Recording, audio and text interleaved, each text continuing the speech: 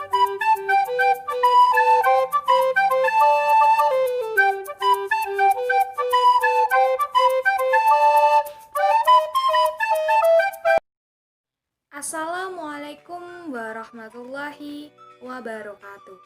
Di sini kami dari kelompok 1 ingin mempresentasikan hasil diskusi kerja kelompok kami yang bertemakan tentang definisi ekonomi mikro serta ruang lingkupnya.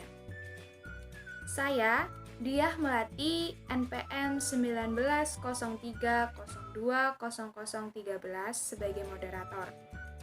Di next video itu ada pemateri pertama, kedua, ketiga, keempat, kelima, keenam, dan ketujuh yang akan membahas materi tersebut. Kepada pemateri pertama, saya persilahkan.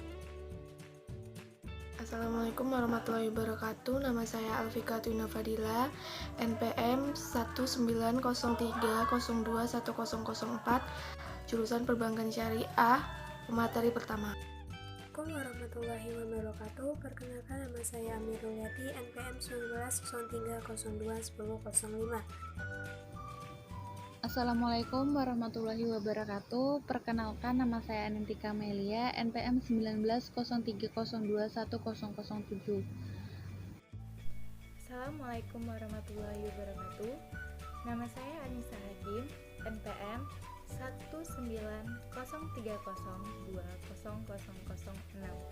Di sini saya sebagai pemateri keempat.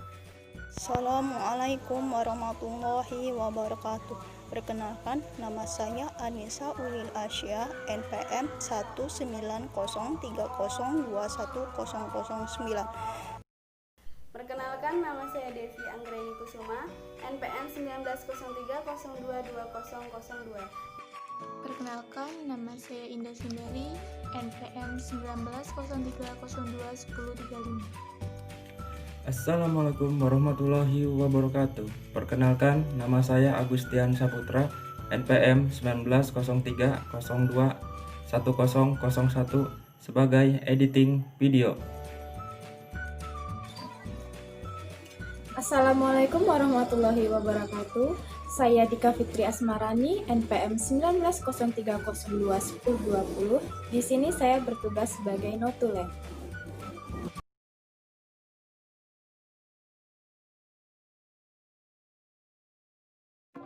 Ekonomi mikro adalah ilmu ekonomi yang khusus mempelajari tentang konsumen dan perusahaan, serta penentuan harga-harga pasar dan kuantitas input, barang-barang dan jasa yang akan diperjualbelikan. Ekonomi mikro secara tidak langsung berpengaruh terhadap pengembalian keputusan dalam hal penawaran dan permintaan barang dan jasa, sehingga dari definisi tersebut memiliki tujuan utama bagi para perusahaan untuk menganalisis pasar dan bagaimana mekanismenya untuk membentuk relatif harga produk dan jasa. Beberapa aspek analisis dalam ekonomi mikro yaitu 1. Analisis biaya dan manfaat, 2. Teori penawaran dan permintaan, 3. Elastisitas, 4. Model-model pasar, 5. Industri, 6. Teori industri, 7. Teori harga. Sekian materi dari saya, dilanjut ke materi kedua. Saya akan menjelaskan tentang ekonomi mikro menurut para ahli. Yang pertama, menurut Adam Smith. Menurut Adam Smith, ekonomi mikro adalah subjek ekonomi yang selalu bersifat ekonomis rasional, di mana para pelaku harus mempertimbangkan hal-hal rasional sebelum membuat keputusan.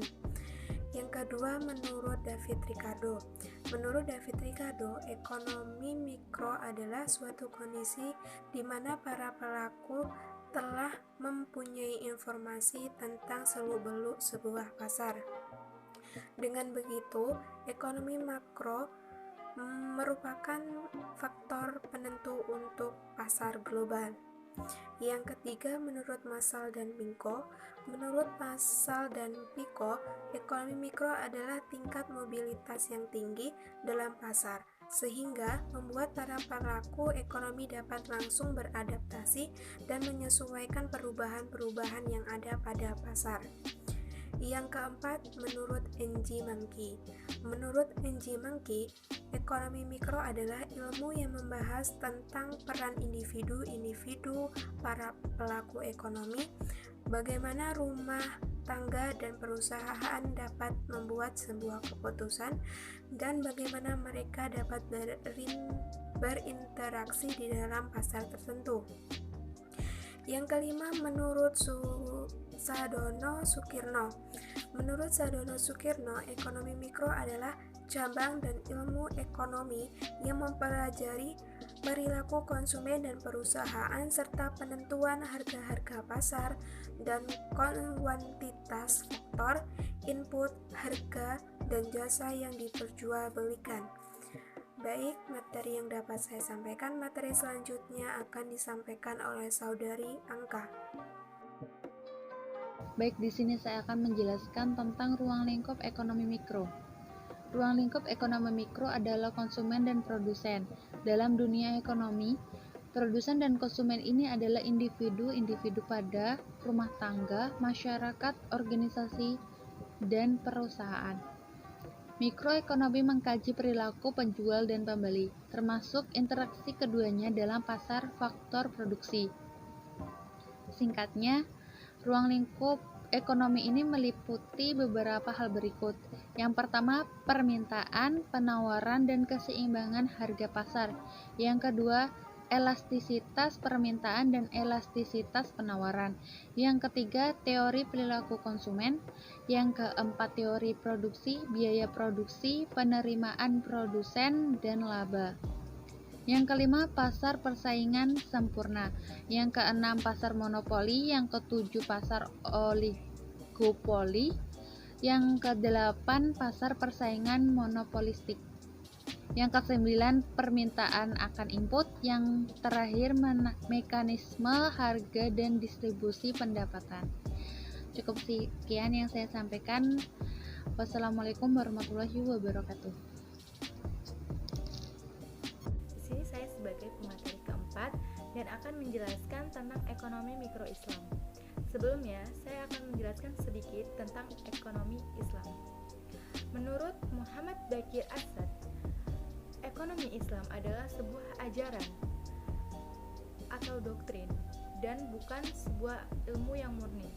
Karena apa yang terkandung dalam ekonomi Islam bertujuan memberikan sebuah solusi hidup yang paling baik.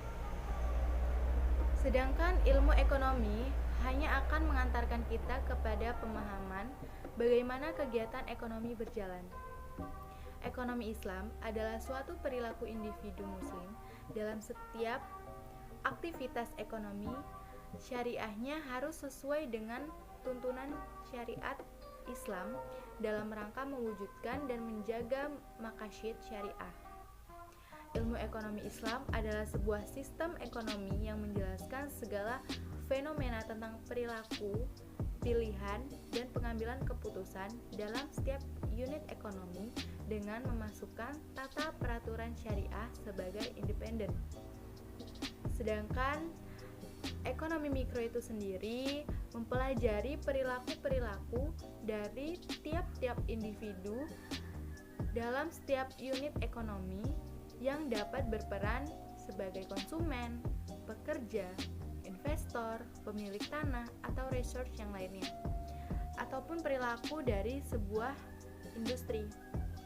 Ekonomi mikro menjelaskan bagaimana seorang konsumen membuat keputusan pemilihan terhadap suatu produk ketika ada perubahan pada harga atau pendapatan. Ekonomi mikro juga dapat menjelaskan perilaku industri dalam menentukan jumlah tenaga kerja, kuantitas, dan harga yang terbaik. Jadi, dari penjelasan saya di atas dapat disimpulkan bahwa ekonomi mikro Islam itu adalah ilmu ekonomi yang mempelajari perilaku-perilaku dari tiap individu dalam setiap unit ekonomi yang membuat keputusan dengan berlandaskan pada syariat atau hukum Islam. Di sini saya akan menjelaskan materi selanjutnya yang tentang manfaat mempelajari ekonomi mikro Islam. Ilmu ekonomi juga memfokuskan pada explanation dan predication dari fenomena yang ada. dalam pembahasan ekonomi mikro Islam, segala pembahasan yang ditunjukkan untuk melakukan explanation dan predication didasari oleh teori. Teori dibangun untuk menerangkan dari fenomena yang terjadi dalam suatu waktu dengan menggunakan hukum-hukum dasar dan beberapa asumsi yang terpenuhi.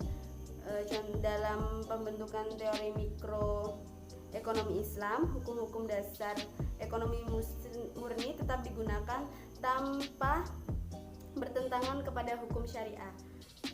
Misalkan, teori yang digunakan dalam penjelasan perilaku industri dimulai dari sebuah asumsi yang cukup sederhana, yaitu sebuah industri dalam melaksanakan operasinya bertujuan untuk memaksimalkan keuntungan dengan cara dan sumber-sumber yang halal.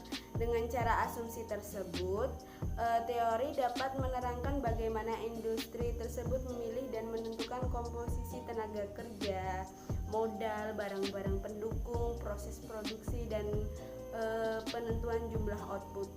Teori ekonomi juga dapat berfungsi untuk memprediksi dampak dari adanya perubahan suatu variabel terhadap variabel lainnya. Sebagai contoh, bagaimana teori mikroekonomi ini dapat menerangkan kepada kita tentang peningkatan dan penurunan output sebagai dampak dari adanya kenaikan dan penurunan pada variabel ekonomi lain, seperti upah, inflasi, dan jumlah permintaan. Di sini saya akan menjelaskan materi tentang perbedaan ekonomi Islam dengan mikro konvensional. Asumsi yang digunakan oleh ekonomi konvensional ialah bahwasanya sumber daya alam yang tidak terbatas dan keinginan manusia yang tidak terbatas. Namun menurut pandangan ekonomi Islam berbeda dengan ekonomi konvensional. Bakir Asyidid berpendapat bahwa hakikatnya sumber daya alam yang melimpah dan tidak terbatas. Ekonomi mikro Islam lebih mengedepankan tuntutan syariat Islam dalam pengambilan sebuah keputusan. Demikian materi dari saya kembalikan ke moderator. Baiklah, mungkin itu cukup presentasi dari kelompok kami. Jika ada dari kelompok lain yang ingin bertanya atau menyanggah, kami persilahkan. Kurang lebihnya kami mohon maaf. Wallahul muwaffiq ila aqwamit thoriq. Wassalamualaikum warahmatullahi wabarakatuh.